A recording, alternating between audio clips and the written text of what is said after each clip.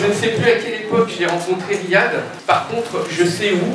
C'était dans un appartement transformé en atelier au 42 rue d'Avron, dans le 20e, au-dessus des Forges de l'Est, magasin réputé de bricolage, pas loin de notre librairie La Nation. C'était un atelier avec des bureaux partout et rempli de dessinateurs, et pas des moindres, puisque vous aviez Johan Sfar, Christophe Blain, Mathieu Sapin. Pour moi, je considère que c'était comme une petite start-up de dessinateurs. En fait, ces artistes, je trouve, ont le même profil, et je dirais qu'un peu péjorativement, c'est une nouvelle race de dessinateurs, hyperactifs, capables de toucher au cinéma, à la bande dessinée, peut-être à la peinture, je crois, pour certains, à l'animation, au théâtre, des artistes innovants, complets en fait. Tous ces jeunes dessinateurs ont amené un nouveau style et un nouveau ton à la bande dessinée, et j'ai l'impression que ce sont des auteurs plus libres. Merci d'être venu ce matin, ça me plaît beaucoup, je ne pensais pas qu'il y aurait autant de monde. Et puis merci à Marc pour cette invitation, parce qu'en effet, comme il l'a dit, ça fait longtemps qu'on se connaît. Il y a une librairie BDNet qui est située dans le 20e, juste à côté de l'endroit où on avait notre atelier, avec Sfar, Blain et Sapin. Ça serait intéressant que toi tu nous parles in vivo un peu de ta vie. Je pense que vous avez surtout beaucoup de questions à lui poser, et ça c'est à mon avis, il faut en profiter. Voilà. Non, voilà. Oui. Je peux raconter comment ça s'est passé pour l'Arabe du futur, au début en fait. Ouais. Moi j'ai fait pendant des années des bandes dessinées chez entre guillemets des grands éditeurs, Dargaud, Fluide Glacial, l'association, etc. Et en fait, assez rapidement, enfin pas assez rapidement, mais il y a eu un moment où j'ai été accaparé par le cinéma. Donc j'ai fait un premier film qui s'appelait Les Beaux Gosses, qui avait été un super succès. Enfin, super succès au niveau d'un premier film en fait. Et ensuite j'avais eu plus de budget pour faire un second film. Donc là tout le monde voulait bien me financer, etc. Donc j'ai fait Jackie au Royaume des Filles, qui était mon deuxième film. Et là par contre a été un four incroyable. Et suite à cet échec, je me suis retrouvé, mon téléphone ne sonnait plus vraiment, j'avais moins d'amis qu'avant. Je m'étais un peu éloigné du monde de la bande dessinée, c'est vrai. Et c'est à ce moment-là que je me suis dit qu'il était temps de se lancer dans l'écriture de cette BD à laquelle je pensais depuis très longtemps, qui était l'Arabe du futur. Et c'est pile à ce moment-là qu'un de mes copains, et qui avait été un de mes premiers éditeurs, qui s'appelle Guillaume Allary, a caressé l'idée de lancer sa maison d'édition. Alors il m'a appelé un jour, parce que lui il m'a continué à m'appeler, et il m'a appelé, il m'a dit là j'ai envie de faire une maison d'édition, qu'est-ce que tu en penses, est-ce que si j'en faisais une tu ferais des livres avec moi et tout. Alors je lui ai dit bah oui bien sûr, parce que de toute façon il était le seul à m'appeler. Alors je présente, et c'est vrai que voilà, et avec Guillaume c'est une relation très amicale, et il est très... Comment dire, c'est quelqu'un de très brillant, et j'étais très séduit par l'idée d'aller chez un éditeur indépendant. C'est ce que je lui ai dit aussi, je lui ai dit il faut que tu restes indépendant. Alors j'avais toute une liste de conditions pour que je puisse aller avec lui. Et une de ces conditions était aussi que je sois le seul auteur de bande dessinée de sa maison d'édition. Il ne lançait pas une maison d'édition de BD, il publiait beaucoup de romans, d'essais, etc. Moi je voulais être le seul auteur de BD, comme ça je me disais, moi j'étais sûr qu'il mettrait le paquet sur moi, il n'y aurait pas un autre mec plus talentueux qui prendrait la place. Donc ça a commencé comme ça, et j'ai fait le premier volume de l'Arabe du futur la même année, enfin je l'avais écrit, ça faisait des années que je l'écrivais, mais je l'ai lancé vraiment à fond, en quelques mois après la sortie de Jackie au Royaume des Filles, qui donc avait été un four. Et donc il est sorti en mai 2014, et en fait ça a tout de suite été il était très bien accueilli, ça a été on peut dire un succès tout de suite. Donc j'étais l'homme le plus heureux du monde, parce que non seulement je racontais l'histoire la plus intime que j'avais, et en plus j'avais fait le livre que je voulais faire, de la façon dont je voulais faire, à l'endroit où je voulais le faire, et il était très bien accueilli par plein de gens qui ne lisent pas de bande dessinée d'habitude, et qui était aussi ma volonté quand je me suis lancé dans ce projet.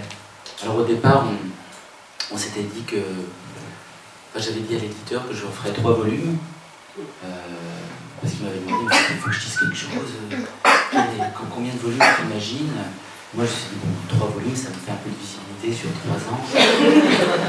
Et voilà, c'est ce que je lui ai dit, ça a été annoncé comme ça, et au fur et à mesure que j'ai commencé à écrire le livre, je me suis rendu compte que ce serait peut-être plus long. Alors, peut-être que si chaque volume faisait la taille du volume 4, ça ferait 3 volumes en plus peut-être. Je sais pas, voilà. C'est comme ça que ça s'est passé, et on a continué avec les cahiers d'Esther, et c'est une association qui me ravit, chaque chose.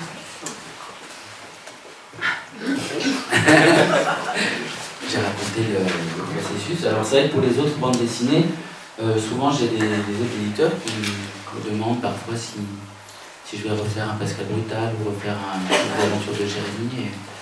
Par exemple pour Pascal Brutal, je sais que c'est compliqué parce que j'arrive plus à l'écrire en fait. Pour une raison toute bête, c'est que je trouve que le monde est devenu plus fou que ce que je pourrais inventer. Pascal Brutal, c'est une série bande dessinée un peu de science-fiction apocalyptique, mais où j'exagérais tout ce qu'il y avait, tout ce que je voyais dans le monde réel. Et par exemple, même de le raconter, je trouve que c'est un peu ridicule, mais je vais quand même le raconter. Mais par exemple, jamais j'aurais inventé dans Pascal Brutal le fait que Donald Trump soit président des États-Unis. Parce que je trouve déjà, si on se met loin du réel, je trouve que l'idée est ridicule en fait et trop facile. C'est comme... je l'aurais même pas mis dans Pascal Brutal tellement c'est énorme. C'est un type, jamais on n'aurait pu penser qu'il arriverait là où il est. Et je pourrais pas inventer d'idées pires en fait dans Pascal. Donc j'ai du mal à l'écrire. Donc je pense qu'il n'y en aura pas avant un bout de temps.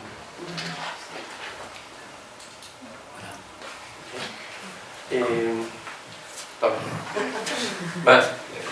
Est-ce que vous voulez que l'on commence à vos questions?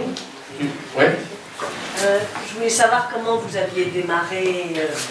Je voulais savoir comment vous aviez démarré la bande dessinée. Enfin, vous dessinez depuis longtemps, depuis l'enfance. Qu'est-ce qui se passe au niveau du dessin? Ah oui, moi je pense que j'ai une histoire similaire à celle de beaucoup d'auteurs de bande dessinée. C'est que le dessin, c'était mes premiers souvenirs en fait sont liés au dessin. C'est ce que je raconte dans le premier volume de l'Arabe du futur. C'est-à-dire que quand j'ai commencé à dessiner des trucs sur une feuille, tout de suite les adultes de ma famille m'ont considéré comme un génie très très vite. Et par exemple ma grand-mère française, quand mon premier dessin, c'est ce que je raconte dans le volume 1, j'avais dessiné un personnage, elle avait trouvé qu'il ressemblait à Pompidou. Et en fait, dans son esprit à elle n'en a jamais démordu. Elle pensait que j'étais beaucoup plus talentueux que Picasso, par exemple. Elle me méprisait profondément parce qu'elle trouvait que je faisais des dessins qui ne ressemblaient pas à la réalité.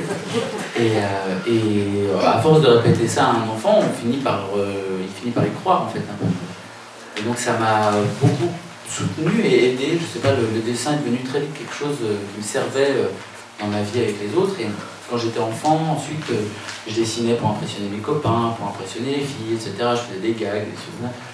Et quand je suis devenu ado, le dessin a servi d'échappatoire, c'est-à-dire pour oublier le quotidien et la vie pas toujours très agréable. J'adorais l'heroic fantasy, la science-fiction, j'adorais Moebius, donc je copiais ses dessins, etc. J'avais des visions comme ça, j'ai même fumé du cannabis en espérant avoir des visions comme Moebius, mais je n'en ai jamais eu. Et voilà, une fois que j'ai eu mon bac, que j'ai pu m'inscrire à une école d'art appliqué à Nantes, parce que justement Moebius avait fait une école d'art appliqué, donc je faisais tout comme lui. Enfin, je voulais être Moebius en fait.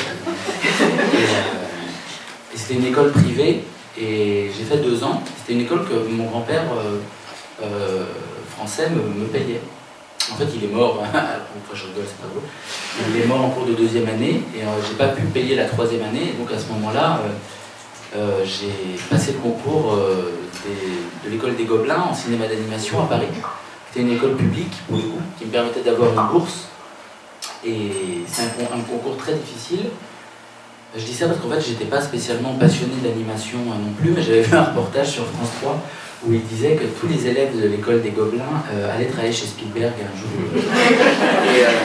Et donc je m'étais dit, bon, ça va, c'est mon niveau, je dois travailler avec Spielberg un jour, donc je vais faire cette école.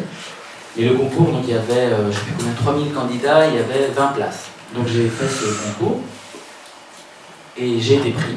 Et donc je suis venu à Paris à ce moment-là pour faire cette école, mais j'étais pas très très bon en animation.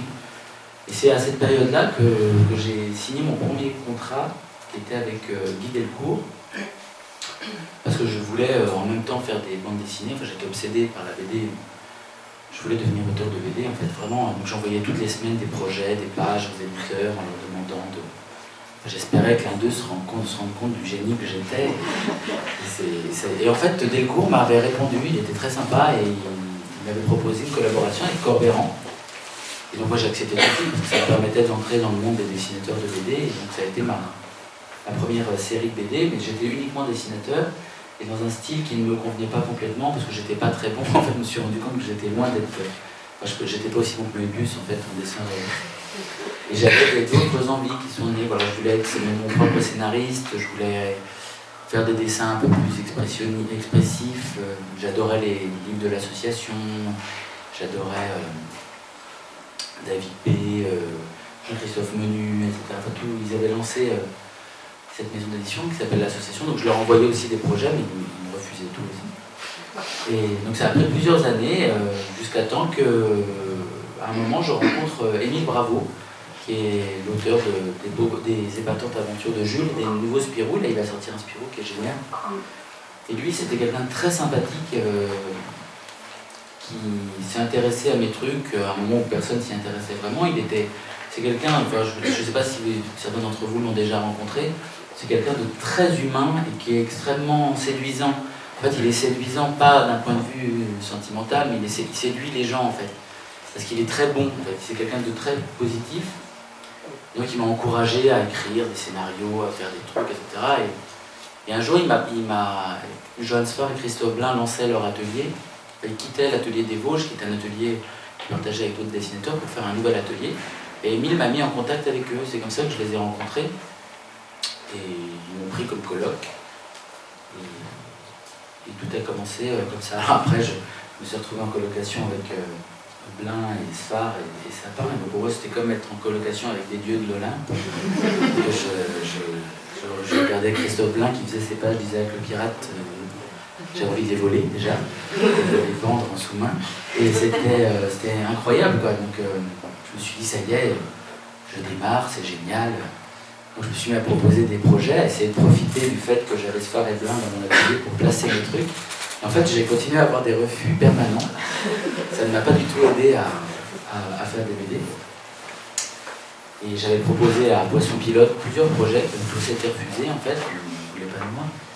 Et ma chance a été qu'il y avait un éditeur chez Dargaud qui s'appelait Guy Vidal, qui était en pré-retraite. Et c'était l'ancien rédacteur en chef de Pilote, je crois si je... C'était un éditeur historique de Dargaud, il il passait de temps en temps au bureau, etc. Et il se trouve que j'ai eu du bol, c'est qu'un jour il est tombé sur un de mes scénarios, le scénario du premier volume des Pauvres Aventures de Jérémie. Il l'a regardé, ça l'a fait marrer, et il m'a appelé, alors que le scénario avait déjà été refusé 2 fois chez eux. J'avais retravaillé 2 fois, et je me disais, bon, je vais l'envoyer 100 fois, et peut-être que ça. Et il m'a appelé, et puis celle-là, il m'a dit, ah, j'ai lu votre scénario là. Ah, ça m'a fait rire. Bon, on va passer me voir. Et là, c'était vraiment comme si, c'était Zeus en fait, qui m'appelait. J'étais peut-être parmi des élus, et donc lui, il m'a fait signer mon premier contrat en tant qu'auteur complet. Et voilà, ce jour-là, je l'ai raconté souvent, mais je pense que c'est le meilleur jour de ma vie, en fait. Je me rappelle de chacun des aspects de ce jour, où j'ai descendu la route qui allait chez Dargaud. Ils étaient dans un quartier du nord de Paris, qui était un petit peu mal famé, hein, je me rappelle. Il y avait plein de mecs menaçants tout autour de la rue, et je courais, j'étais hyper content. C'est la fois de ma vie où j'ai eu moins peur du monde. Et c'était assez incroyable, je me rappelle, je m'étais acheté une veste, c'était vraiment le plus beau jour de ma vie. Parce que c'était comme si quelqu'un me disait, tu as le droit de monter dans le vaisseau spatial qui quitte la Terre. La Terre va être détruite, mais tu pars avec eux. Voilà, donc j'ai commencé comme ça, et ensuite, après, j'ai essayé de proposer d'autres projets, donc Pascal Brutal, La vie secrète des jeunes, c'était encore refusé tout le temps, mais j'étais quand même dans le monde des auteurs complet, en fait, donc j'ai persévéré, j'ai fini par pouvoir faire les livres que je voulais.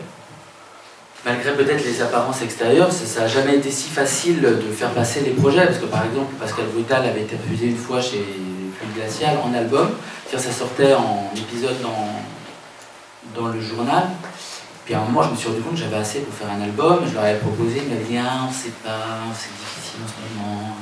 Alors j'avais proposé à Dargaud qui m'a dit oh, non, beaucoup trop de sexe, non, Pascal Brutal, c'est pas possible, on est une maison respectable, on ne peut pas montrer un homme dans le même lit que d'autres hommes. Et donc, j'ai reproposé à Fluide Glacial, alors le rédacteur en chef avait changé, finalement ils l'ont accepté, et voilà, c'était comme ça. Et c'est vrai que c'était jamais... Enfin maintenant c'est peut-être plus évident, il y a beaucoup d'éditeurs qui me proposent de faire ce que je veux, mais à l'époque c'était plus compliqué je pense que voilà, il ne faut jamais abandonner, c'est ce que je dis aux jeunes auteurs, parce que il faut continuer. Ça a marché finalement. Du coup, oui, pas mal. Peut-être qu'on peut parler des autres séries comme le Cahier d'Esther. Comment c'est venu justement le démarrage de cette série, de cette petite fille? En fait, les Cahiers d'Esther, pendant 8 ans, moi j'ai fait La vie secrète des jeunes dans Charlie Hebdo, donc c'était une petite page, une colonne comme ça qui racontait des scènes que j'avais vues dans la rue, qui mettait en scène des jeunes. Voilà, parce que Cabu, à l'époque c'était Cabu, Philippe Val, Charb, etc. Ils m'avaient demandé de faire des dessins, de les rejoindre pour faire des dessins entre guillemets politiques, c'est-à-dire de tenter de faire des couves ou des dessins de presse. En fait, je suis ultra mauvais, je n'arrive pas du tout à faire ça. Et donc je leur avais dit que je ne pouvais pas le faire, et que s'ils voulaient, je pouvais leur proposer un projet de bande dessinée, qu'ils n'avaient pas vraiment dans Charlie Hebdo. Et donc ils ont accepté, je me rappelle, c'était Cabu et Val, en fait les deux, je les avais vus au resto, etc. Ça les faisait moyennement marrer, je dirais, la vie secrète des jeunes, mais ils étaient contents parce qu'au début, fallait, voilà, quand j'ai commencé, c'était difficile de voir ce que ça allait devenir au final. Et finalement, j'ai fait 8 ans, il y a eu 3 volumes qui sont faits à l'association, et au bout ça avait plutôt bien marché. Et à la fin au bout des 8 ans, en fait, j'étais déprimé par ce que je voyais dans le métro. En fait, je pense que ça agissait sur mon moral. Je faisais plus que des histoires ultra déprimantes. J'assistais à des bagarres, enfin des trucs. J'arrivais pas à trouver le positif dans mon regard sur la jeunesse ou sur les choses qui étaient en face de moi. Donc j'ai décidé d'arrêter. Donc j'ai quitté Charlie. Et c'était quelques mois avant les attentats. Mais surtout, j'en avais marre de toutes les semaines de devoir faire une page. C'était fatigant, en fait. Enfin, je sais pas comment. Il y avait un rythme. Je me suis dit, ah là, c'est cool. J'ai fait la Future 1. Je vais continuer comme ça. J'arrête le truc hebdomadaire, j'en peux plus. Et pile à ce moment-là, Mathieu Croissando, le rédacteur en chef de l'Obs, il m'appelle et me dit, ah, on aimerait tellement que vous fassiez une page à la fin de l'Obs, c'est génial. Et pile à ce moment-là aussi, j'ai revu cette petite fille qui est la fille d'un couple d'amis à moi. Enfin, à l'époque, c'était une petite fille parce qu'elle avait 9 ans. Et qui s'est mis à parler de son quotidien et de la façon dont elle voyait le monde, ses copains, etc. C'était une petite fille très jolie. Et donc, elle avait une vision du monde très positive et cruelle en même temps. Et comme moi, j'avais une vision très négative et un peu empathique, je me suis dit, je vais inverser, je vais lui donner la parole sur le monde... sur son monde en fait, comme ça je vais prendre son parti et je vais essayer de décrire comment elle voit les choses. Et donc j'ai proposé ça à l'Obs et ils ont dit oui mais tout de suite et je suis reparti dans une série hebdomadaire beaucoup plus dure à faire en fait que La vie secrète des jeunes parce que les pages sont plus grosses, c'est plus compliqué à faire mais voilà, c'est souvent ce que je raconte, c'est que c'est les projets qui viennent, c'est pas vraiment moi qui décide de les faire en fait, je sais pas comment... C'est presque un petit peu mystique comme Moebius en fait. Je me rappelle, ils essaient de dire oui, les histoires, ce sont elles qui choisissent d'être racontées.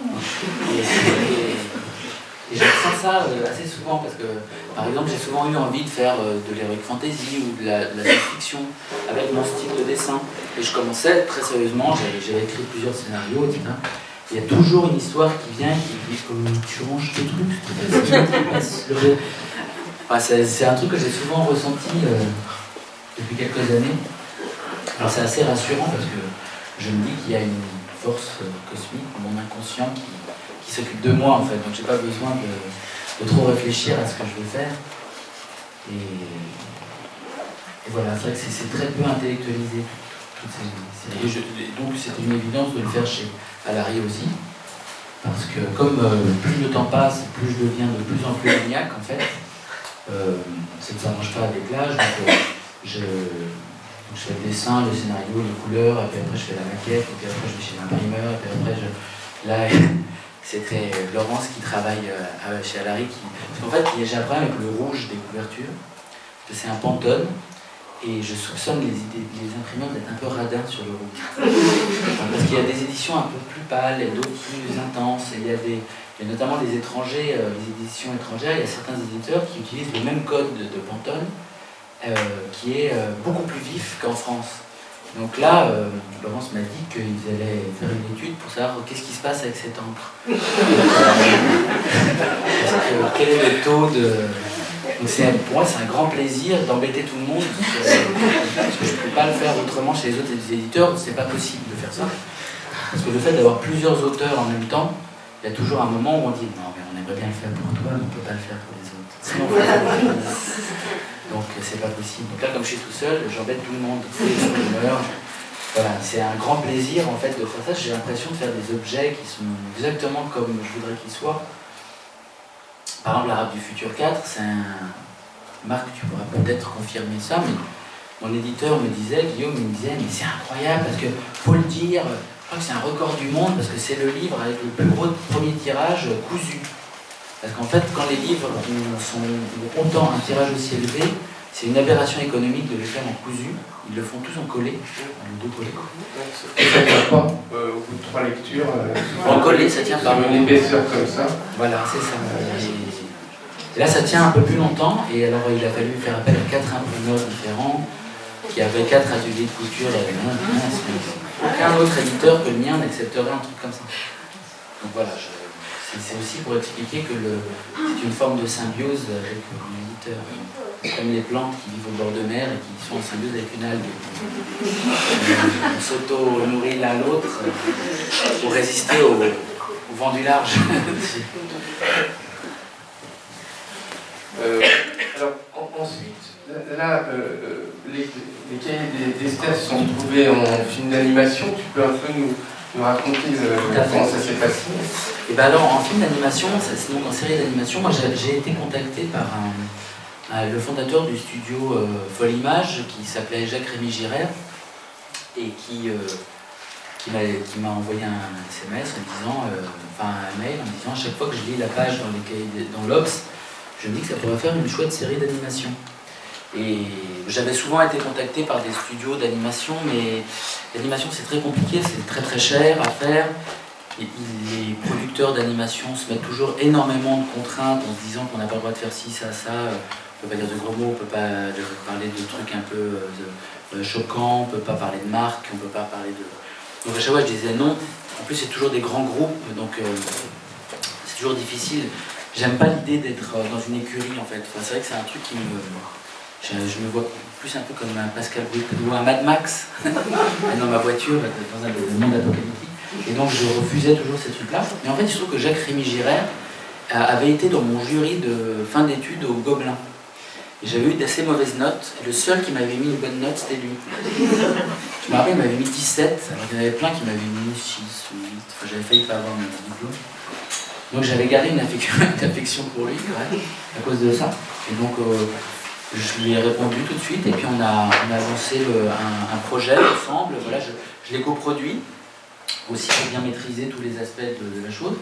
Et une fois qu'on a eu un projet un peu défini, je l'ai présenté à Canal+, notamment à Ariel Saraco, qui est la directrice de la création, et avec qui j'avais gardé des contacts. Ça faisait des années qu'elle me proposait de faire des choses.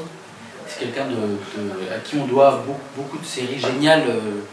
Enfin, je sais que par exemple, là bientôt il y a le Bureau des légendes qui va sortir. Moi, c'est un des grands chefs-d'œuvre de l'humanité, je crois. Et c'est elle qui est aussi à l'origine de tous ces projets. Donc elle a dit oui tout de suite pour faire la série. Et surtout, on a eu une liberté vraiment totale que j'imaginais pas. Par exemple, au niveau du langage, moi je voulais que la série soit exactement l'adaptation de la BD. C'est-à-dire chaque page, c'est un épisode de 2 minutes et que chaque saison, ça représente 1 an de la vie d'Esther. C'est de se dire que dans un monde idéal, on arrivera à en faire 8 saisons, comme les 8 albums prévus pour Esther. Donc elle était tout à fait d'accord et je voulais garder les noms des marques. Il faut savoir qu'à la télé, c'est impossible de dire iPhone ou Samsung ou Nike ou je sais pas quoi, parce que ça passe comme de la pub déguisée, je crois. Il y a un truc, surtout dans les... Enfin, j'ai pas bien compris le truc juridique qu'il y a dans cette série. Et ben ils ont quand même accepté qu'il y ait ça dans la série. Donc peut-être que, je ne sais pas, c'était génial, donc en fait c'était un respect total de, entre guillemets, de l'œuvre, de l'univers du truc. J'allais pas appeler l'iPhone le Big Phone ou je sais pas quoi pour pas... Ça fait partie d'une univers. Ça n'aurait pas eu de sens. Ça n'aurait pas eu de sens. Et c'était génial parce que voilà, ça s'est passé dans des conditions optimales. Enfin, c'était des conditions de rêve. Et c'est vrai que la série a été très bien accueillie, on a eu des super critiques, ça marche super bien. Enfin, il y a un côté truc. En tout cas pour moi, c'est une sorte de rêve d'avoir pu faire ce truc-là. Et combien d'épisodes pour l'instant? Il y en a 50 et pour la saison 1. Et donc là, il va y avoir une saison 2. Ils ont accepté de relancer, ils sont contents. Et tu arrives à contrôler un petit peu tout ça, c'est vrai que je suis insupportable en fait. Parce que j'ai demandé à le co-réalisateur, ce qui fait que mon but est que ce soit ultra respectueux de la série. Donc j'ai un super co-réalisateur qui s'appelle Mathias Barin et qui s'occupe de l'aspect, c'est lui qui gère les équipes de dessinateurs, etc. Mais par exemple, moi, mon but, alors j'ai enregistré toutes les voix de la série, parce que le plus important, je pense, c'est le petit sketch sonore du dessin animé. Après, on anime, mais il faut quand même que ça fonctionne à l'oreille déjà tout seul, parce que c'est les acteurs, c'est le jeu, voilà, c'était essentiel pour moi. Donc là, j'ai enregistré toutes les voix, j'ai doublé le père, j'ai fait la musique, etc. Et ensuite, il était important pour moi d'empêcher les autres dessinateurs qui travaillaient sur cette série d'être trop créatifs. Donc parce que forcément, il y a des dessinateurs bien meilleurs que moi, donc ils essayaient d'améliorer la série. Et sinon, donc j'ai passé mon temps à dire non, pas ça, pas cet angle de vue-là, pas comme ça, restons dans la série, etc. Donc je restreignais, je mettais des contraintes permanentes à toutes les tentatives comment dire, quand ça s'éloignait un peu trop de la série. Et c'est pour ça que j'aime bien cette phrase d'Hergé quand il dit, qu'il disait à la fin de sa vie, il disait... avec l'accent. Il disait, je ne souhaite pas qu'un autre dessinateur reprenne Tintin, parce que si un autre dessinateur reprenait Tintin, ce serait peut-être bien mieux que ce que je fais, bien ou moins bien, mais ce ne serait pas Tintin. Et en fait, moi, alors j'ai appliqué ce truc en disant, on pourrait faire les cahiers d'Esther en vachement mieux, mais ce ne serait pas les cahiers d'Esther. Je veux que ce soit comme je l'ai fait. Je crois que c'était Voilà, c'était. La façon dont ça a été fait était assez optimale aussi. Donc j'ai eu énormément de chance, je vais retoucher les doigts parce que ça se connaît. Voilà. C'est une chance d'ailleurs que tu puisses être co-réalisateur, parce que souvent j'entends parler des auteurs dont leur personnage est adapté en animation et en fait le personnage est récupéré, ils perdent complètement la main et ils sont souvent déçus. C'est parce qu'ils ont succombé à la tentation du gros chèque. Peut-être. Après ils se plaignent, alors ça c'est un peu relou. Parce que je comprends, alors ça c'est vrai. Je vois. Mais après, ça dépend. C'est une forme de privilège quand même. Je sais pas si c'est un privilège parce qu'il faut le demander aussi. Je pense qu'ils sont très demandeurs. Moi j'ai dit que c'était pas possible que la série se fasse pas si j'étais pas co-réalisateur, puis je les ai embêtés sur tous les sujets. Enfin voilà, il y avait tout un listing de trucs. C'est vrai que souvent il y a des dessinateurs qui abandonnent leur personnage. Moi ça me rend malade parce que comme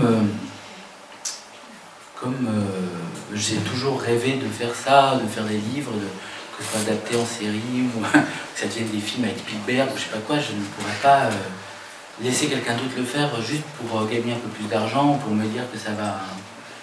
Enfin, c'était inenvisageable en fait. Et souvent on m'a proposé pour la Rap du Futur des adaptations, j'avais même eu des propositions de Hollywood. C'est marrant à dire. Mais je ne peux pas laisser ça sans... Enfin, si c'est un jour ça doit devenir autre chose que des livres, c'est moi qui le ferai. En fait. Je peux pas céder aux sirènes comme ça. On va parler de ton dernier ouvrage, donc La Rave du futur, tome 4.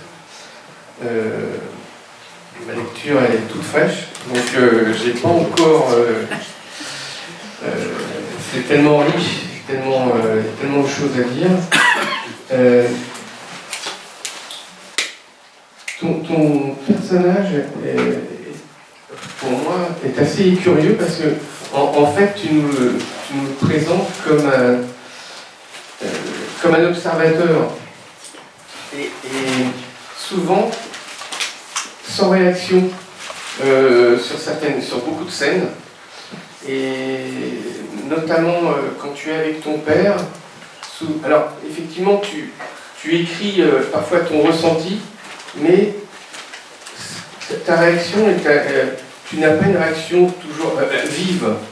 Et ça m'a surpris. Est-ce que... Alors, peut-être que c'est aussi le rapport avec ton père, qui pour moi n'était pas un personnage très facile, c'est le moins qu'on puisse dire.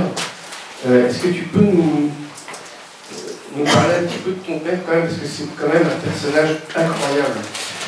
Oui, alors c'est vrai que quand j'ai commencé à faire La Rave du futur, cette série, en fait, le secret familial qu'il y a à la fin de ce 4e volume... Alors, on ne va pas rien dire. Voilà. Mais justement, ça, je ne parle pas. Mais ce secret, en fait, était le trou noir autour de laquelle gravitait la série. Quand j'ai lancé cette série, c'était pour raconter ça. Arrivé à ce moment-là, c'était comme de prendre son élan pour avoir suffisamment d'énergie pour pouvoir raconter ce truc-là. Ça faisait partie de tout le projet. Depuis le début, notamment avec cette histoire du taureau sur la télé, ouais, etc. Ouais. Et, c'est drôle d'ailleurs aussi. À chaque fois, on sait quand le père revient, il y a le taureau sur la télé. Exactement. Et voilà, plutôt que de faire une bande dessinée autobiographique où je racontais, entre guillemets, ma vie en étant le personnage central, j'ai un petit peu déplacé le curseur juste sur la relation entre le fils et le père. Parce qu'il y avait une relation de transmission, ça m'intéresse beaucoup, les transmissions de valeurs morales entre adultes et enfants, comment se transmet la violence, comment se transmet les valeurs en général, et de l'appliquer à ma propre expérience, notamment parce que j'avais un père qui était quand même d'extrême droite, c'était un arabe d'extrême droite.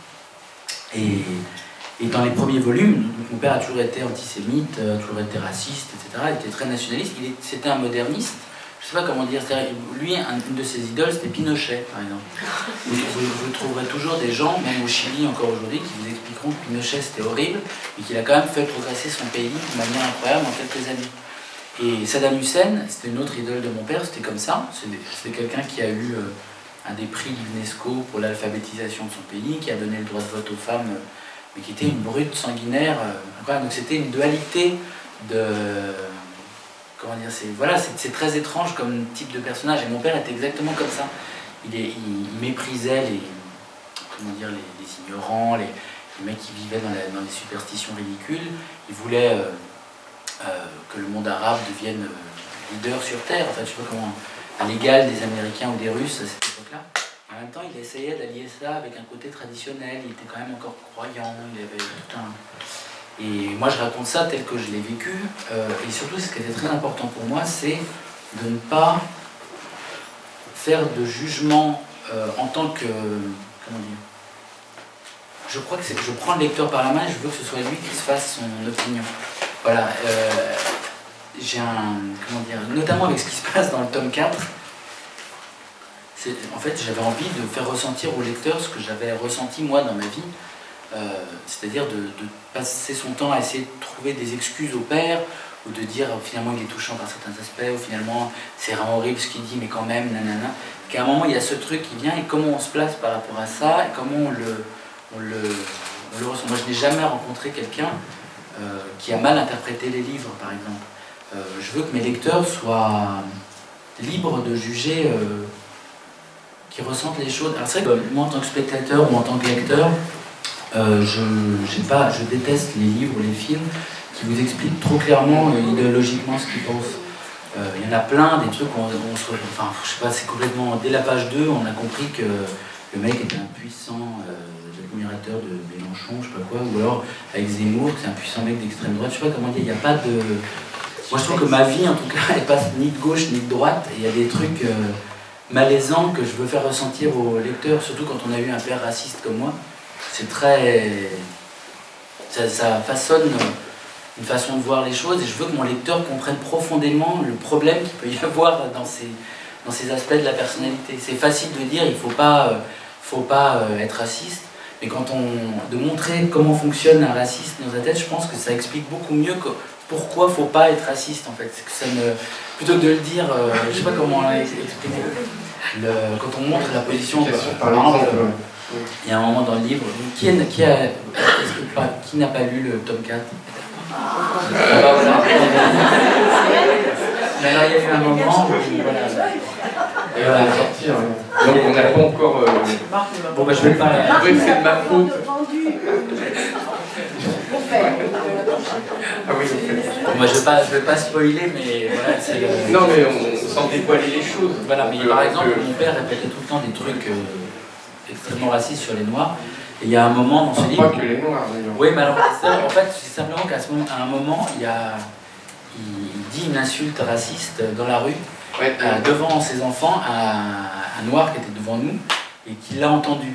Et en fait, moi, je l'ai vu, cette scène-là, je l'ai vu se retourner, j'ai eu extrêmement peur que le mec vienne taper mon père, enfin, je sais pas, il y a un truc... Et de raconter cette scène, je crois que ça... Ta mère était furieuse, d'ailleurs. Oui.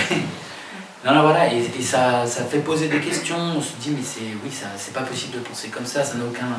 Voilà, moi je veux que le lecteur se réfléchisse plutôt qu'il suive, je sais pas comment...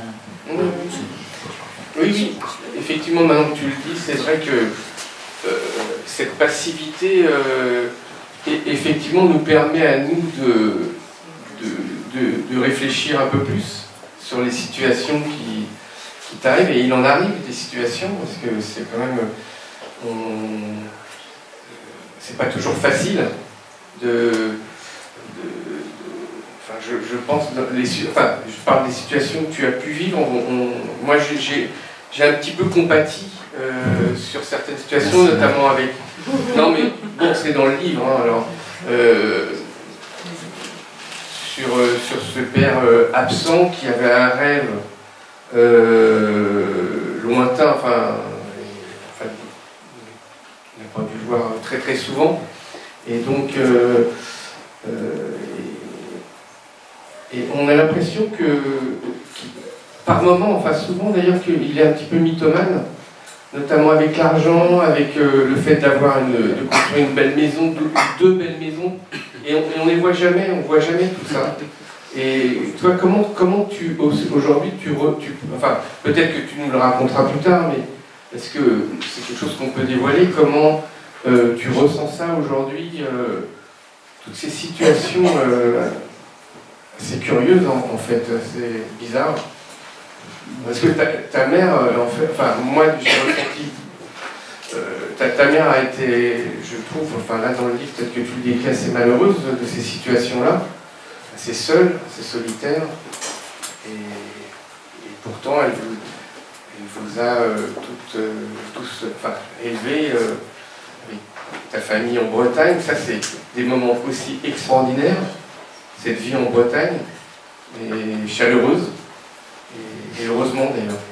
Je crois que c'est ce qui vous a un peu sauvé. Oui, non, mais c'est vrai que c'était des années un peu compliquées. Le ressenti que on sait que je vais le raconter dans la suite parce que la bande dessinée va... En fait, je dis tout le temps ça pour éviter de répondre à la question. Il va y avoir un moment où je ne pourrai plus éviter de répondre à toutes ces questions. Mais c'est vrai que non, mais ce qui était important pour moi, c'était que cette histoire-là, en fait, j'ai jamais vraiment pu la partager avec les autres, même avec mes potes. Par exemple, quand on était en atelier avec Sfar, Blin et Sapin, je leur racontais toutes mes histoires de Syrie avant d'en faire les bandes dessinées, et ça les faisait marrer, ils avaient un peu peur, je crois, ça les intéressait, mais quand le livre est sorti, mes copains m'ont dit « Ah mais oui, mais attends, on ne voyait pas du tout les choses comme ça en fait ». Et ça a été le cas aussi avec les lecteurs. C'est à ce moment-là qu'ils se sont intéressés à cette histoire.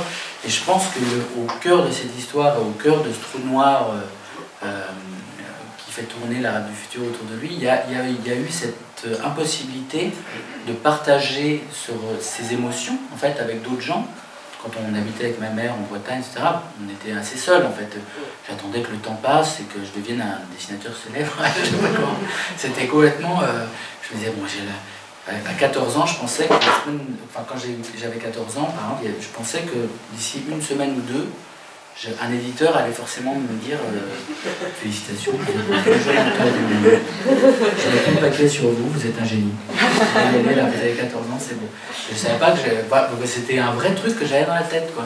Et donc, c'est aussi une volonté de partager avec d'autres et de quelque part de me libérer de cette histoire aussi. Je me rappelle quand le tome 1 de l'Arabe du futur est sorti, on a fait la première rencontre que j'avais faite, c'était à Saint-Malo, au festival Étonnant Voyageur. Et il y avait... c'est le moment où je me suis rendu compte que ça commençait à avoir du succès, parce que dans la queue de la dédicace, il n'y avait que des mamans qui avaient l'âge de ma mère. Et elles étaient toutes avec leurs livres comme ça, elles l'avaient lu, elles disaient je lis jamais de bande dessinée, mais celle-là je l'ai beaucoup aimée, mais votre mère, quel personnage hein. Et à chaque fois que je leur signais, c'est incroyable, je disais mais comment elles vont prendre la fin du tome 4. Je pensais déjà à ce truc-là, et je pense souvent à toutes ces mamans qui faisaient la queue à Saint-Malo, qui peut-être sans doute ont suivi jusque maintenant, et je me dis oh là là là. Mais c'était aussi une manière de... Voilà, parce qu'il y a une suite à l'histoire, c'est pas du tout fini, donc... moi, mon ressenti, il est que j'ai envie de partager cette histoire avec les autres, voilà. Et que j'ai transformé ces histoires familiales en bande dessinée, parce que la BD, c'est ce que j'aime le plus au monde, et que je mets ma vie dedans, et que maintenant elle est dans les livres et plus vraiment dans ma tête. Je sais pas comment... J'ai une petite question d'ailleurs. Est-ce que je sais que tu as à temps fait sortir une partie de ta famille ou l'ensemble de ta famille, je sais pas. Est-ce que tu as réussi à faire sortir ta belle cousine que tu admirais pour sa beauté? Oh, tu veux des infos sur la suite, Marc? Alors, ne réponds pas à cette question. D'accord. D'accord. Ok, ça fait partie donc du 5e ou 6e tome. Pas forcément. C'est autre chose. D'accord. Ah ok. Bah oui. Tu voudrais pas savoir la fin de Game of Thrones? Non. Bon d'accord. Moi, je voudrais pas qu'on me la raconte. Non, moi non plus, je veux pas que tu me racontes. Je préfère le découvrir par moi-même. Oui, bien sûr. Je peux parler. Non, ça, comme ça tout le monde entend. Mais bon, c'est pas petit, c'est quand même un peu une question. Moi, je voulais connaître la réaction de vos parents, enfin, votre papa, votre maman, vis-à-vis de la sortie de ce...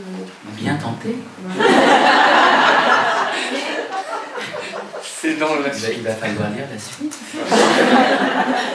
Mais le fait que ça vous turlupine, ça veut dire que sans doute vous avez quand même envie de lire la suite. Pour voir s'ils vont... Non, je peux pas vous dire. Mais juste, est-ce que... Non. Mais ils n'ont jamais participé, enfin vous les avez un peu fait participer au scénario. Parce que les souvenirs, vous êtes petits. Là, c'est intéressant, ça. C'est quand même être aussi précis dans vos souvenirs, alors que même, je sais pas, c'est 7 ans. Je trouve ça assez incroyable quand même d'être aussi précis ou alors d'avoir...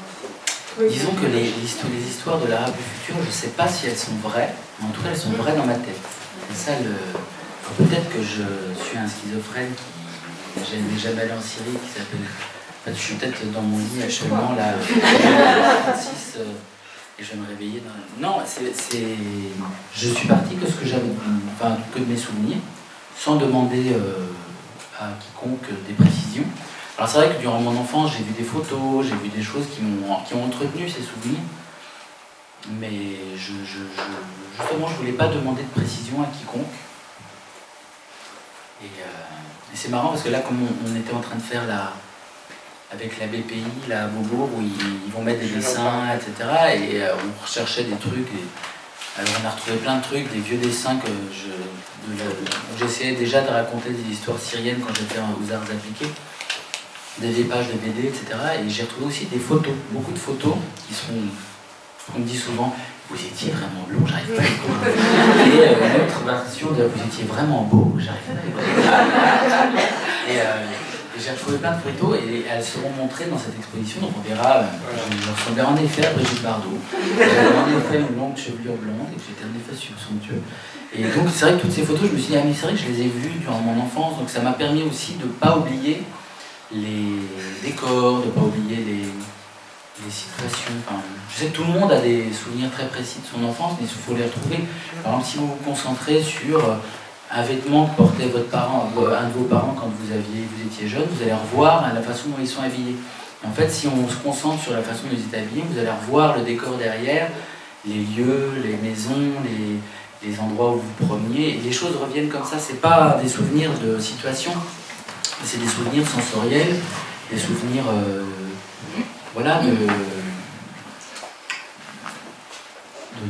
qui sont des souvenirs animaux en fait, qu'on a tous en nous. Moi je les remets en scène dans le livre, mais j'ai jamais eu trop besoin de demander. Alors si j'ai demandé quelques trucs à ma mère pour le tome 4, notamment surtout sur la fin, mais je n'en parlerai pas, mais je me rappelais plus dans exactement dans quel lieu s'était passé. C'est des micro-précisions en fait, qui sont juste surtout pour la suite. Mais je vous ai quand même répondu, je vous ai dit que j'ai demandé un peu à ma mère. Et c'était vraiment la seule fois. Ouais. Voilà.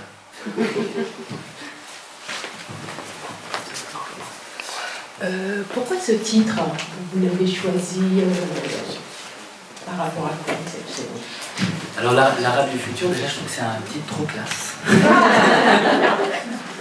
Et non, l'Arabe du futur, c'était, en fait, je le raconte dans le volume 1 de l'Arabe du futur, c'est qu'en fait mon père était obsédé par l'école, c'est comme il était d'un milieu très pauvre et il était le seul de sa famille à être allé à l'école, il idolâtrait le système scolaire en général, le fait d'être dans la posture d'un élève qui apprend des choses pour changer de classe sociale. Et donc lui, il venait d'un milieu paysan misérable, il avait fini par devenir docteur à la Sorbonne, parce qu'il avait bénéficié de bourses de la France pour les étudiants étrangers, etc. Donc il adorait l'école. Et quand j'étais enfant, moi je préférais jouer au Lego dans ma chambre que d'aller à l'école. Et je voulais pas aller à l'école. Et je le raconte dans le tome 1, il disait tu dois aller à l'école, parce que l'Arabe du futur va à l'école. En opposition à l'Arabe du passé, qui selon lui était illettré, analphabète, comme les membres de sa famille, qui ne savaient pas lire et écrire. Donc lui c'était vraiment, c'est un titre que je trouve un peu désuet et nationaliste en même temps. Ça ne veut pas dire grand chose l'Arabe du futur. C'est comme de dire le Parisien du futur. Enfin, non, c'est pas une bonne. Mais ton père le dit à un moment donné dans le tome 4. Ah, Il en parle, il parle de l'Arabe du futur. Ah bon? C'est un Arabe du futur. J'essaie de le retrouver Qu'est-ce d'ailleurs. qu'on fait en Chine dans mon studio parallèle? Mais oui, il me semble. Ah, c'est dans le 1. C'est dans le 1. Non, il me semble l'avoir vu là aussi. Ah bon? Je vais essayer de le retrouver. Faut que je relise. Il me semble là. Non, Pardon? il se Il est trompe. rusé, hein, tu m'as dit. Non, il se trompe. Ah bon? Il se trompe. Bon, je vais essayer de le retrouver. D'accord. Oui. Non, c'est dans le premier. D'autres questions? C'est prévu en combien de tomes? 53. Eh bien, je. Où est-ce que c'est? Alors, ce sera. Non, mais alors, il y a une fin à l'histoire. Il y a vraiment une fin à l'histoire. Et je suis assez fier de ma fin. Non, il y a vraiment une fin, et je sais pas, 5 ou 6 peut-être. Inch'Allah, on va voir. Je sais pas encore complètement. Et avec Esther, enfin, du coup, vous n'avez pas encore lu le tome 4, alors du coup, je le garde de côté celui-là. Mais pour Esther, vous avez pensé réussir aussi à aller jusqu'à 18 ans? Bah, je vais voir si elle continue à me raconter des trucs. Peut-être qu'elle va en avoir marre à un moment. L'adolescence arrive, ouais. Là, elle est bien ado, là, elle commence à être ado, et je sens qu'il y a une baisse de la tension psychologique. Elle est moins volubile, c'est plus. Elle doit peut-être dire moins de secrets. ça. Ouais, en fait, il m'a saoulé quoi. Là, j'ai dit, attends, je lance ma page là. Il t'a saoulé comment ça? Bah, tu vois quoi, je sais pas, c'est un. Con quoi. Donc voilà, c'est. Faut que je m'adapte, mais je vais mettre ça en scène aussi, hein, ça fait partie du. Là, c'est marrant parce que je l'ai vu il y a pas longtemps, elle est venue dîner avec ses parents chez moi, et donc c'était dimanche, et en fait, donc elle regardait son portable, et à un moment elle s'est endormie sur le canapé. Mais en fait, c'était vraiment comme un ado, là. Des boutons et des genre, putain, je suis crevé là. Enfin, je sais pas, il y a un truc, c'est assez marrant quoi. Donc, il faut que je trouve une façon de mettre en scène là. Et j'aimerais bien continuer jusqu'aux 18 ans, ouais. Je vais tenter de le faire. Pardon, je cherchais moi, mais je n'ai pas encore trouvé, je vais trouver. Non, regarde, Marc, c'est là. C'est le premier. Non. Oui, c'est là. Parce que je connais, c'est moi qui l'ai fait. Regarde, on retourne en Syrie, évidemment, c'est bientôt la rentrée, tu vas pas passer ta vie en vacances. L'arabe du futur, il va à l'école. Ouais, ok. Eh ben, bon, je vais le retrouver. Attends, pardon. Est-ce qu'aujourd'hui, vous parlez toujours arabe? Alors, non, on peut dire, mais alors je frime parfois parce que je me rappelle de phrases et tout, et que j'ai un assez bon accent arabe, donc je fais comme si je faisais Ana ma behka arabe, Ana esmi Riyad. Et là, quand il y a des Syriens qui viennent me voir en dédicace, ils sont Ah, qu'il faut ça. Donc c'est un peu la strict crédibilité, mais en fait, je ne sais pas vraiment parler, je ne saurais pas tenir une discussion.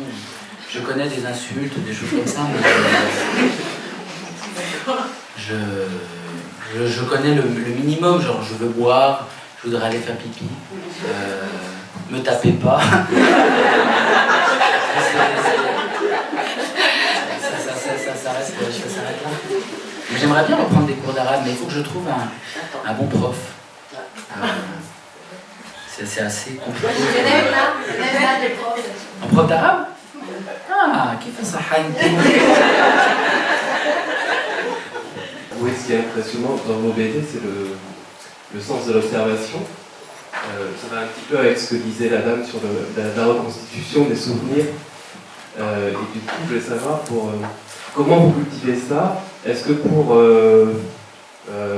la vie secrète des jeunes, la cahier d'Esther, vous passez beaucoup de temps sur le terrain, un peu comme un sociologue ou un ethnologue, en observation pour rassembler du matériel Non, pas tellement. En fait, je passe beaucoup de temps dans ma tête. En fait, non, c'est vrai, c'est qu'en fait, je visualise des.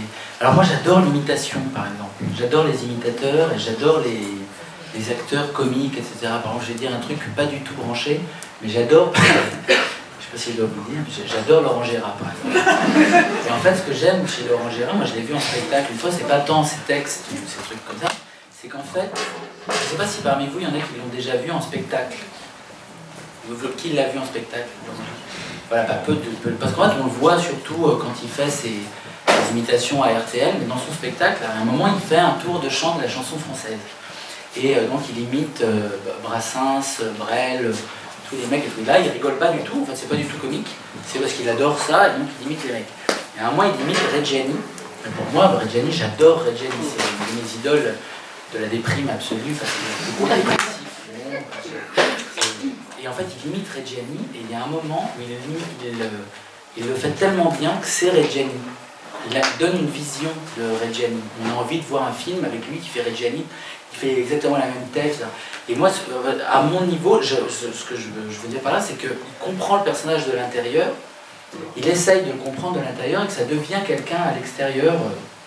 On voit la vision du mec. Et souvent, je sais que quand par exemple, j'écris les cahiers d'Esther, dans ma tête, j'imite Esther qui me raconte un truc. C'est pas forcément elle, c'est pas forcément un truc qu'elle m'a raconté en vrai. Et je me dis comment elle réagirait si par exemple, elle se retrouvait, comment elle a pu réagir quand le prof lui a dit ça, par exemple. Et dans ma tête, je la fais en train de faire ah non mais t'es sérieux je reconstitue les personnages dans ma tête avec leur façon de parler, mais que ça peut être un jeune dans la vie secrète des jeunes qui a le bras, on m'en bat les couilles, fils du merde. Tout ça pour dire que ce soit des jeunes comme ça, ou un représentant d'assurance qui dit bonjour. Est-ce que vous êtes sûr que vous êtes assuré contre les fractures de la main? Parce qu'en fait, vous savez que si votre main a un problème, vous ne pouvez plus dessiner, vous avez des d'assurance qui vous permettent d'assurer vos mains comme les chirurgiens. Alors vous payez 300 €. En fait, je crée des personnages dans ma tête d'après des mecs que j'ai vus et je les réinterprète. Enfin, les dialogues viennent tout simplement par l'imitation mentale de ces mecs-là. Et voilà. Donc ça m'évite d'aller sur le terrain et de dire « Ah, tu as dit je m'en bats les couilles, attends. » C'est un autre processus. Merci Riyad. Merci beaucoup. Merci.